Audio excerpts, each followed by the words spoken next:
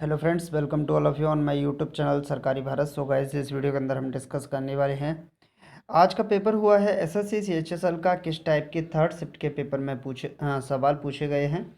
SSC CHSL का आज का एग्ज़ाम हुआ है, 20 अक्टूबर 2020 का पेपर है और थर्ड शिफ्ट का पेपर था, तो जिसमें मैथ्स, रीजनिंग और जीके के किस टाइप के क्वेश्चन गए हैं और किस किस प्रकार के क्वेश्चन सभी एग्जामिनेशन में पूछे जा रहे हैं।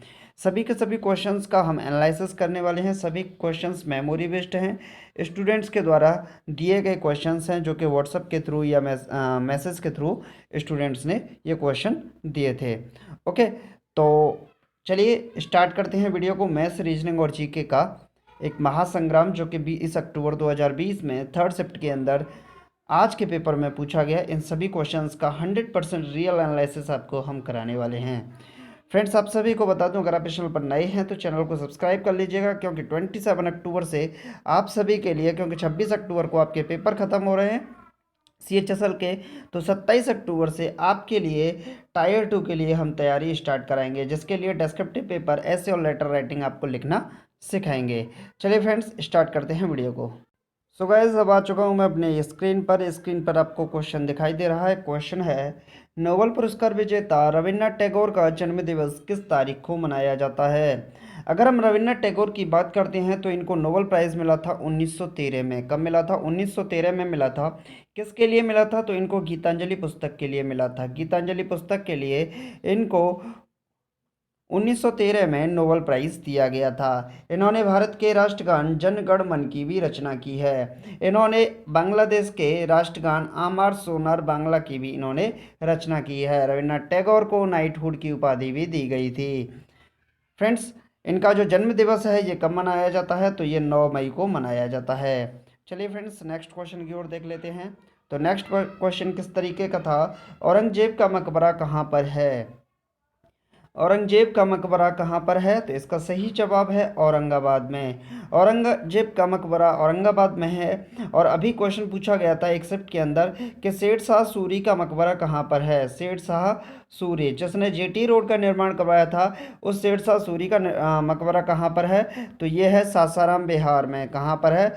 सासाराम बिहार में शेर शाह सूरी का मकबरा है। चलिए फ्रेंड्स, नेक्स्ट क्वेश्चन की ओर देख लेते हैं। तो नेक्स्ट क्वेश्चन है, किस गुप्त शासक ने लिच्छवी वंश की राजकुमारी से विवाह किया था?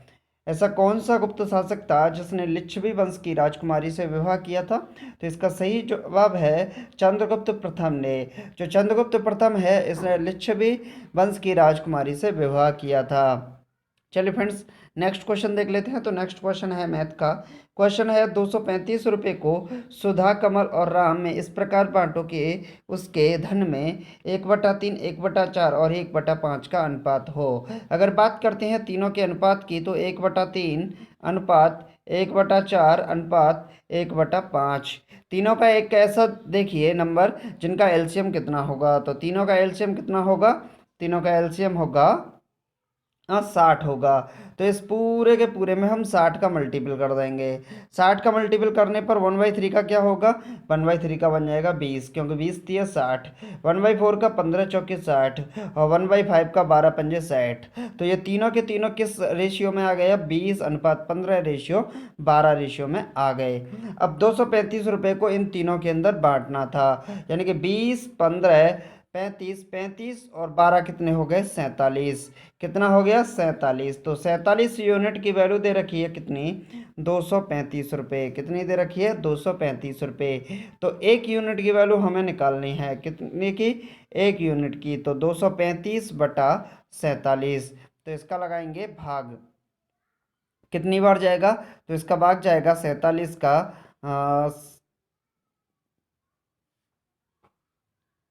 47 का 5 बार भाग लगा के देखते हैं। 47 × 5 करते हैं तो कितना आता है? 5 सत्ते 35 की 5, 5 चौके 20, 20 और 3 23, यानी कि 235 में क्लियर गया। यानी कि एक यूनिट की वैल्यू हमें कितनी मिल गई? एक यूनिट की वैल्यू मिल गई 5।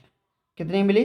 5। हमारा जो रेशियो था वो कितना था? 20:15:12 का रेशियो था। हमसे बोला है कि इनका अनुपात है, तो इनके धनों का बंटवारा कीजिए। 20 यूनिट की वैल्यू कितनी होगी? तो 20 पंजे 100 रुपये। 15 यूनिट की, 15 चौके 60, पन्ना 75 रुपये। और 12 यूनिट की 12 पंजे 60 रुपये, यानी कि तीनों को कितना कितना मिलेगा, 100 रुपये, 75 रुपये और 60 रुपये के हिसाब से तीनों को मिलेगा। चलिए फ्रेंड्स नेक्स्ट क्वेश्चन देख लेते हैं। तो नेक्स्ट क्वेश्चन है आपकी स्क्रीन पर। क्वेश्चन है किसी संख्या के 35% में 35 घटाने पर 35 शेष बचते हैं। एक संख्या मान लीजिए x है, x का 35%, किसी संख्या के 35% में से 35 घटाने पर और 35 ही क्या बचता है, शेष बचता है। तो यहाँ से हम लिख सकते हैं x गुणे 35/100 लिख सकते हैं, और 35 को ट्रांसफर करेंगे तो ये कितना बन जाएगा, 70 बनेगा। 35 से कैंसिल करेंगे तो 2 बार, क्रॉस मल्टीप्लिकेशन करेंगे तो x की वैल्यू कितनी आ जाएगी, 200 आ जाएगी। और इस सवाल का यही सवाल का जवाब था, x की वैल्यू कितनी है, 200। चलिए फ्रेंड्स नेक्स्ट क्वेश्चन देख लेते हैं। तो नेक्स्ट क्वेश्चन है आपकी स्क्रीन पर, पॉलिटी का क्वेश्चन है। वह संविधान संशोधन जिसके तहत जीएसटी पारित किया गया, वह संविधान संशोधन जिसके तहत जीएसटी पारित किया गया, तो 122वां संवैधानिक संशोधन बिल था। बिल के बारे में पूछता है तो 122वां संवैधानिक संशोधन बिल था ये, 122वां। चलिए फ्रेंड्स नेक्स्ट क्वेश्चन देख लेते हैं। तो नेक्स्ट क्वेश्चन है कबीर के गुरु कौन थे, कबीर के गुरु कौन थे। तो इसका सही जवाब है दोस्तों रामानंद। रामानंद कबीर के गुरु थे। चलिए फ्रेंड्स नेक्स्ट क्वेश्चन देख लेते हैं। तो नेक्स्ट क्वेश्चन है भारतीय संविधान का कौन सा अंग समाजवादी व्यवस्था स्थापित करने की प्रेरणा देता है। भारतीय संविधान का कौन सा अंग समाजवादी व्यवस्था स्थापित करने की प्रेरणा देता है। तो यह है डीपीएसपी। कौन है, DPSP, directive principle of the state policies. क्या होती हैं, directive principle of the state policies, DPSP होती हैं, जो कि भारतीय संविधान में समाजवादी व्यवस्था स्थापित करने की प्रेरणा देती हैं। चलिए आपके लिए होमवर्क है, डीपीएसपी को कहाँ से लिया गया था कमेंट बॉक्स में लिखिएगा। चलिए फ्रेंड्स नेक्स्ट क्वेश्चन देख लेते हैं। तो नेक्स्ट क्वेश्चन है मैथ का क्वेश्चन पूछा गया है। यदि 15 मेजों का क्रय मूल्य 20 मेजों के विक्रय मूल्य हो के बराबर हो तो हानि प्रतिशत क्या है। 15 का सीपी 20 के एसपी के बराबर है। 15 वस्तुओं का सीपी 20 वस्तुओं के एसपी के बराबर है। 5 से कैंसिल, 5 दिए 15, 5 से गया 4 बार, यानी कि सीपी अपॉन एसपी कितना निकला, सीपी अपॉन एसपी निकला 4/3। 4 रुपये की वस्तु को 3 रुपये में बेचा, 1 रुपये का हमने लॉस कमाया। क्या कमाया, 1 रुपये का लॉस कमाया। कितने पर कमाया 4 पे कमाया, इंटू 100%, यानी कि 4 से कैंसिल करेंगे तो कितना आएगा, 25% आएगा। और 25% का हमें क्या हुआ, लॉस हुआ। चलिए फ्रेंड्स नेक्स्ट क्वेश्चन देख लेते हैं। तो नेक्स्ट क्वेश्चन है लकड़ी की वस्तुओं को कीड़ों से बचाने के लिए उस पर लेपन किया जाता है। लकड़ी की जो वस्तुएं होती हैं उनको कीड़ों से बचाने के लिए किसका लेपन किया जाता है। तो इस पर लेपन किया जाता है ZnCl2, जिंक क्लोराइड का इस पर लेपन किया जाता है। किसका किया जाता है, जिंक क्लोराइड का इस पर लेपन किया जाता है। चलिए फ्रेंड्स नेक्स्ट क्वेश्चन देख लेते हैं। तो नेक्स्ट क्वेश्चन है 3 लड़कों की औसत आयु 16 वर्ष है। 1 2 3, 3 लड़कों की औसत आयु कितनी है, 16 है। तो तीनों का योग कितना होगा, 16 3 48 वर्ष होगा। तीनों की आयु का योग कितना होगा, 48 वर्ष होगा। यदि इनकी आयु का अनुपात 4 5 7 हो तो सबसे छोटे लड़के की आयु कितनी है। अच्छा आयु का अनुपात कितना है, 4:5:7 है। टोटल मिला के अगर बात करें तीनों की आयु कितनी है, 4 5 9 और 7 कितना होगा, 9 और 7 16 यूनिट। यानी कि 16 यूनिट की वैल्यू कितनी दे रखी है, 48 दे रखी है।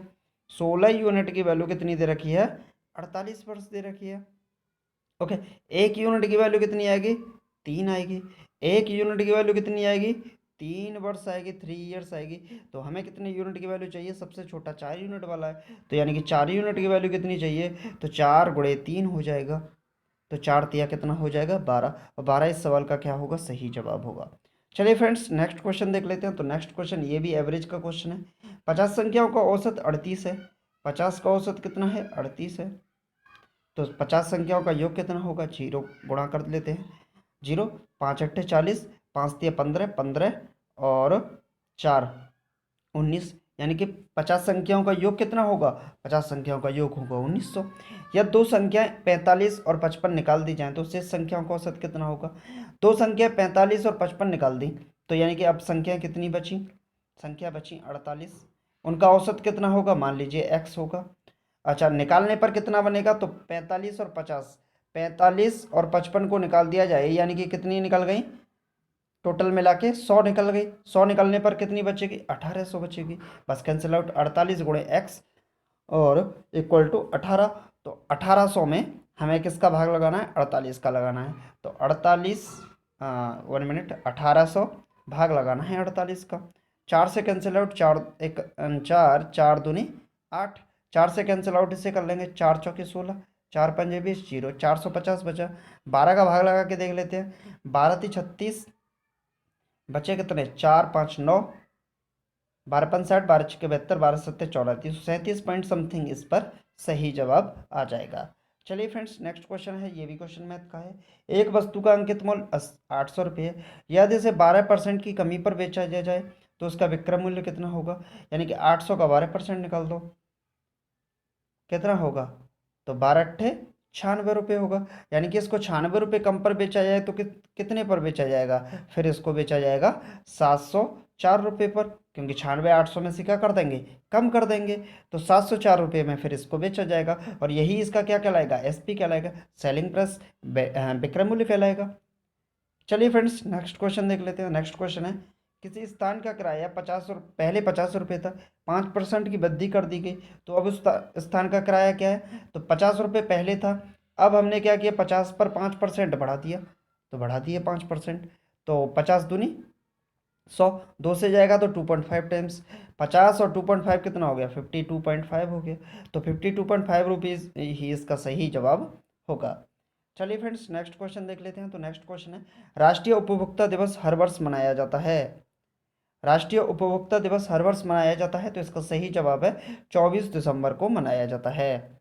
नेक्स्ट क्वेश्चन है, एक वर्ग की परिधि कितनी है, 40 सेंटीमीटर। मान लीजिए ये कोई वर्ग है, वर्ग की परिधि कितनी है, पेरीमीटर दे रखी है। पेरीमीटर क्या होती है, 4 इंटू साइड होती है।